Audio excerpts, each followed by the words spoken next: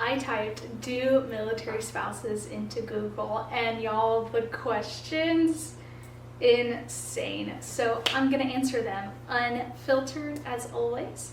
So let's just jump right into it.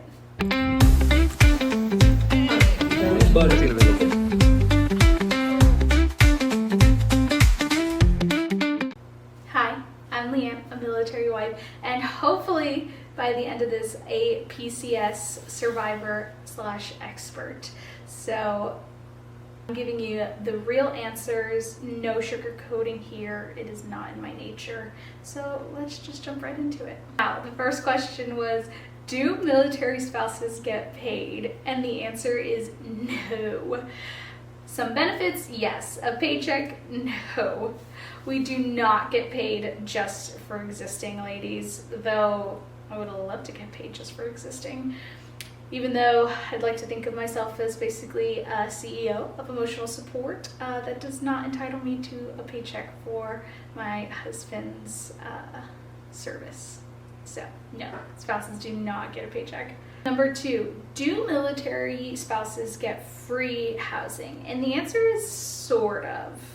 The service member gets a housing allowance, which you can use towards rent or base housing. Some base housing companies, we have May Road here, there's also Corvias and a whole bunch of other ones. They can take the money directly from your paycheck and pay the rent, and it's like out of sight, out of mind, and that's what my husband and I do.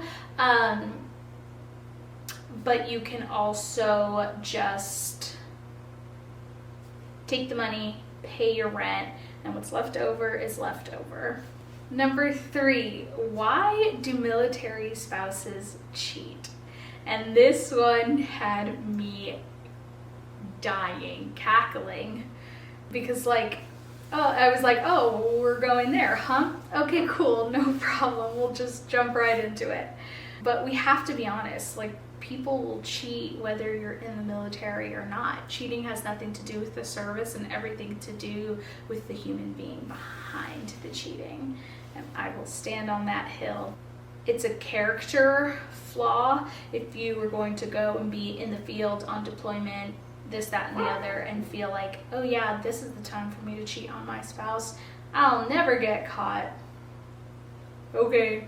But this stereotype is, I think, a little overplayed, because I think we hear about it more because we're all like this, but people cheat. It's just, they cheat in all walks of life. I know deployments are hard, I'm not saying that, but loyalty is also hard. Boundaries, also hard. And you wake up every day and you work towards those hard things. So it's more like choose your hard. What hard do you really want to go through? Do you want to be labeled as the cheater, possibly get command involved and get a divorce, because that's hard? Lose your kids, that's hard. Or do you want to wake up every day, have someone who's going to fight for you, support you, and work hard in your marriage? Choose your hard. Number 4, do military spouses get to travel? I mean, yeah, if you have the money and the will to do it, go travel. Or if you mean you get to move every 2 years and go to a different place, 2, 3, 4 years, you get to go to a different place, absolutely, travel your heart out. But I don't think the military lets you travel. Ma'am, sir, what have you, get on the plane. If you have the means to do it in this economy, go travel. No one lets you travel as a spouse. Just go do it. Number 5, do military spouses have to move a lot? And the answer is yes and no. I've recently learned that there are people stateside in the lower 48 that haven't moved bases in 7, 8, 9 years, have almost spent their entire career at one base. which is crazy to me because we've been here in Alaska for 3 years, and they were like, all right, time to go. You're going across the world, and you're going to be there for 4 years, and then we get to do it all over again. So it really depends on where you're stationed, what your job is, what your spouse's job is, and that is what moves you a lot. Number 6, do military spouses get military ID? Yes, it's called a dependent ID now. And this is like one of those things where they're like, it's not a CAC. A CAC is for the active duty. Dude, when I got handed it, they said, here's your CAC. So I've always called it a CAC. No one told me, this is your dependent ID. You're solely supposed to call it that. Like, it is not that serious. It's the thing that lets me go on base to use the commissary and the BX, and it's the thing that when I get pulled over tells the cops I'm not a threat to base. Like, to me, it does not matter what it's called, because 9 times out of 10 people call it a CAC. No one's sitting there being like, can I have your CAC or your dependent ID? Because they don't know who you are. They don't know if you're the service member. They don't know if you're the DoD contractor. Like, they don't know, so everyone just calls it a CAC. And that's my rant for the day. But yes, we do get a military ID, and it is our golden ticket to all things base.